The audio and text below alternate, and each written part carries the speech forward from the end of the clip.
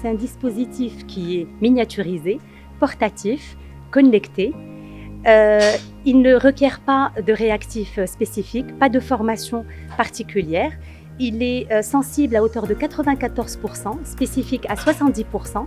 Donc en gros, si le test s'affiche en moins de 20 secondes sur smartphone. Alors si le test indique négatif, on est sûr que le patient est négatif au SARS-CoV-2. En revanche, si l'échantillon est suspect, il va falloir le confirmer par un test moléculaire, par exemple un test PCR.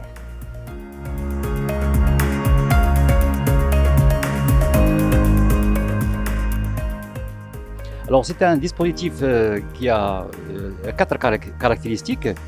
Alors la première, c'est un test ultra rapide, donc en moins de 20 secondes, on est capable de lire le résultat du test négatif ou positif. La deuxième caractéristique, c'est surtout sa miniaturisation, son coût, et puis c'est un dispositif qui est connecté, ce qui permet de faire des analyses en temps réel. Et donc il est venu enrichir aujourd'hui l'arsenal qui est mis en place pour les tests de diagnostic du Covid, notamment le PCR, les tests sérologiques, les tests antigéniques. Et donc il a une niche spécifique à adresser, c'est surtout la partie dépistage à grande échelle. Alors notamment on pense aux aéroports, aux ports et puis à l'événementiel et aussi à tous les industriels. Tel que celui sur lequel aujourd'hui on a déployé 8 capteurs pour faire ce test-là.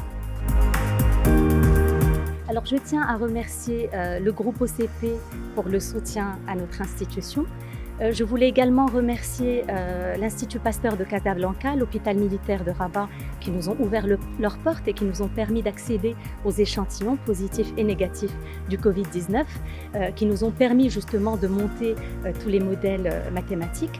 Et puis, bien entendu, je voudrais remercier vivement les laboratoires de la Gendarmerie royale, dirigés par Dr Kpej, ainsi que son équipe. Je pense en particulier à Dr Lemris, pour le temps accordé malgré la surcharge de travail, leur professionnalisme considérable.